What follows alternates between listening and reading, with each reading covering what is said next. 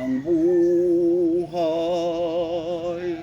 tulad ng isang awit lamang, mayroong simula at may katapusan. Ano man ang aking naging kapalaran, tanging Diyos lamang ang nakakaalam. Ang aking pagkukunwari sa buhay, magbabalat tayo sa katotohanan. Ano man ang aking naging kapalaran, tanging Diyos lamang ang nakakaalam. Ang aking pagkukunwari sa buhay, magbabalat tayo sa katotohanan. Ano man ang aking naging kapalaran, tanging Diyos lamang ang nakakaalam. Guys, good morning. Happy tayo. Tuloy tayo sa pag-awit. Hello guys, good morning. God bless you and good morning. Hello. Shout out to all Bureau of Protection, Bacolod City, Negros Occidental, and province of Bureau of Protection. Shout out to all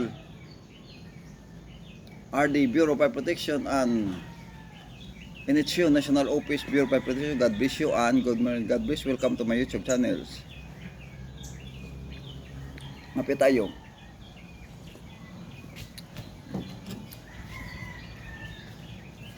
Ang sa higad sinang bukid, may isa katuburan, sa bato nagailig ang masiginaw nga tubig. Sa dako kong kauhaw, ako ang naghapit, kag ako nabatyagan ang kabugnaw sang tubig. Akon siya nakitaan, larawan sang kagayon, ginbatyag kauhaw, ining dughan akon, katulad sang tuburan, ang gugmang gumikan, daw tubig nagailig, nga dili kumapunggan. Rakatak-katak lagbong, hapunis ang amon pangontra, amon armas pusil bayunita, anano sining pag-abanti, ibabaw idalom nagabumba. Rakatak-katak lagbong, nagmandar ang amon chininti, retreat lang mga yusapi, anano sining pag-abanti, ibabaw idalom nagabumba. Rakatakatakbong lagbong.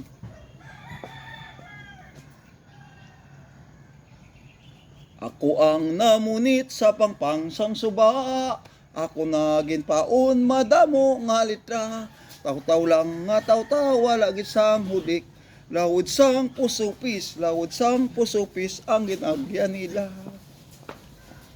Lawod sang pusupis ang ilan na ginagyan.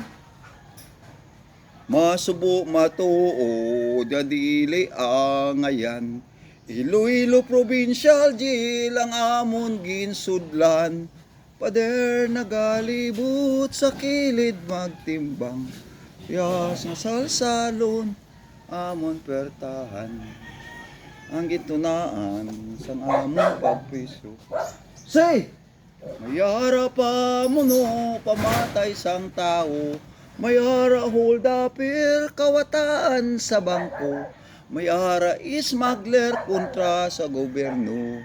Alas 7 in punto, kami ang namahaw. Isa ka pandesal, taho nga malusaw. Taho nga malusaw, sarang mapanghinaw. Bukod sang kitsin buhi, matamad magkuti.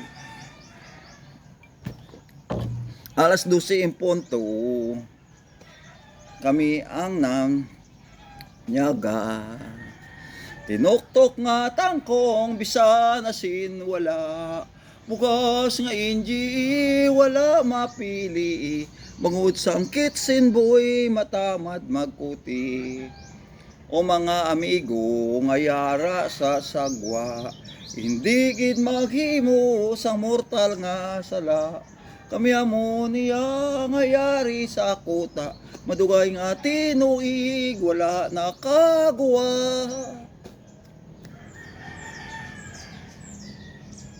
Ako naririto nagbabanat ng buto sa mainit na siyudad sa bansa ng Arabyano. Itinigil ang bisyo, alak, sugal, sigarilyo. Upang makaipon magtitis na lang ako. Napakasakit, Kuya Edi, ang sinapit ng aking buhay. Napakasakit, Kuya Edi, sabihin mo kung ano ang gagawin. At ako ay nabigla, sumulat ang aking anak. Itay, umuwi ka, dalian mo na sana. Si inay nagtataksil sa iyong ama. Napakasakit, Kuya Edi, ang sinapit ng aking buhay. Napakasakit, Kuya Edi, sabihin mo kung ano ang gagawin. Nang ako ang umuwi, gabi nang dumating. Ang dalawa kong anak sa malayo nakatingin. Matay na mumula, halos nakapikit pa. Ang kanilang kamay may hawak ng marijuana. Ngunit ang nasaktan, ako ay nagtataka. Dalawa naming anak, bakit ngayon ay 3 na? Mahal kong asawa, may kasama na siyang iba. Anong lupit naman, dala-dala pang aking pira. Napakasakit, Kuya Edi, ang sinapit ng aking buhay. Napakasakit, Kuya Edi, sabihin mo kung ano ang gagawin. Thank you guys, good morning and God bless you.